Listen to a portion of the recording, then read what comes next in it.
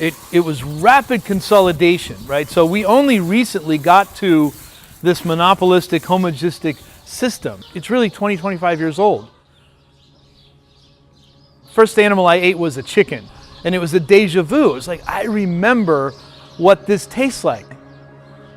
Chicken today doesn't taste like anything, right? That's why the grocery store has a condiment aisle that's, 100 feet long. Yeah, I'm Chris Baggott, and this is Tyner Pond Farm. We've been farming and in the food business for about 6 years. And you start thinking, boy, somebody should do something about this. On the one hand, fix this broken system. On the other hand, from an entrepreneur standpoint and an innovation standpoint, it seemed like there was a lot of opportunity.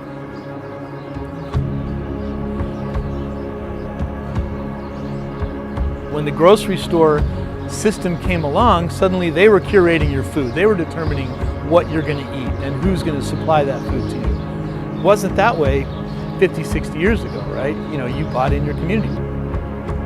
Just kind of consolidated to the point where we are now, where there are 3 meat companies in the entire world, but that's the nature of capitalism, is small businesses become big businesses and everything starts to monopolize, and then it starts to break, and that creates all this opportunity for more entrepreneurship. You think about a pork chop in Kroger, and that from birth to shelf has probably been touched by 20 or 30 people. It's traveled more miles in America than you have. All that cost is built in, so the farmer's only making 12 cents. We're making almost 100 cents on the dollar here. So we started trying to sell wholesale. We realized that restaurants that were going to buy local food probably already had a relationship with a local farmer, and the last thing we wanted to do was disrupt that relationship. So we started a hamburger stand here in Greenfield called The Mug, and that gave us a great outlet to move our pork shoulders and hams and lots of hamburger, and our pork tenderloin is very popular. Now we have 2 mugs. We opened a gastro pub in Greenfield called Grigsby Station, and then of course ClusterTruck. People often say to me, oh, this is like Grandpa's farm. This is nothing like Grandpa's farm. Grandpa couldn't have done it this way because he didn't have the technology. If he did, he'd still be doing it versus growing corn and soybeans for, the industrial ag system. What we want to do is make ordering Tyner Pond meat to your door normal. If you order today before 3 o'clock in the afternoon, you'll have it tomorrow. We deliver it and we leave it in a cooler bag on your doorstep. This would not work without the internet. The internet allows me to have Facebook, have email marketing, have a website that now I can reach directly to the consumer. And that, didn't really even exist 4 or 5 years ago. So one of the things as we were thinking about the food, and we have a chef, Mike Tambasco, who's amazing, was we wanted to be recognizable and familiar, just better. And we had no idea what the mug was going to be until we got into it, and we're like, oh my gosh, we ran out of food like the first week every day, which was a great problem to have, right? We have a cheeseburger, we have a bacon cheeseburger, we have a double cheeseburger, we have a pork tenderloin sandwich, which is the Indiana staple sandwich. And it's the best pork tenderloin sandwich because it comes from great ingredients. We fried in lard, it's spiced and hand breaded, it's soaked in buttermilk. It's just, I know what this is, but it tastes better. And everybody comes. And what I love most about the mug is the egalitarianism of it. A lot of people think local food is an elitist thing and that people without great means don't care about the quality of their food, they only care about the price. And what we've proven with the mug is that that's not the case at all.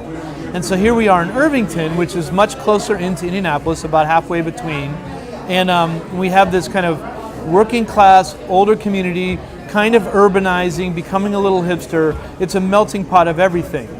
That makes us feel like we've accomplished our mission.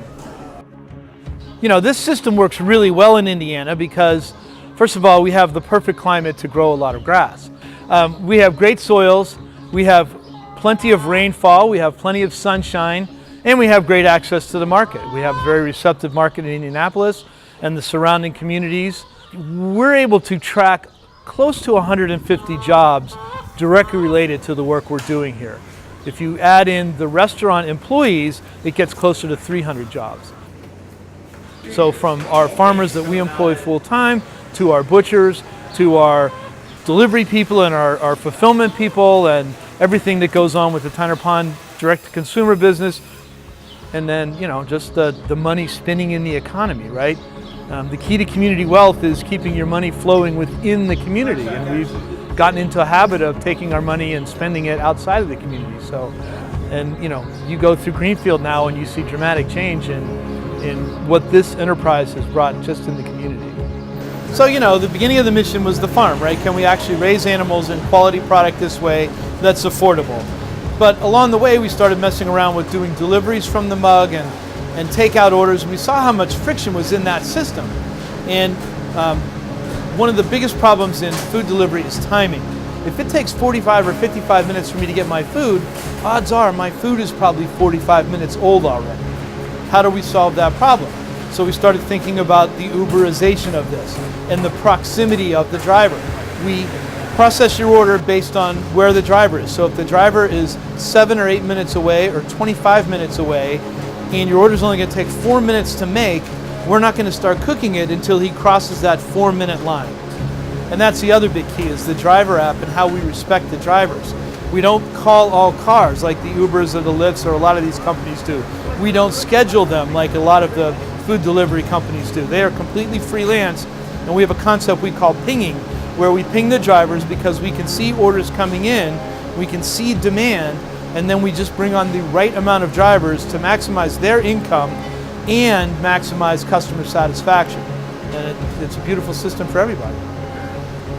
If you think about the food environment since I've been in the Indianapolis area, it's changed dramatically. So a lot of people have been to Chicago and been to California and been to New York and came back to open local restaurants, and that's been really helpful. And then that inspires the next generation to never even leave and say, hey, we can do this here too.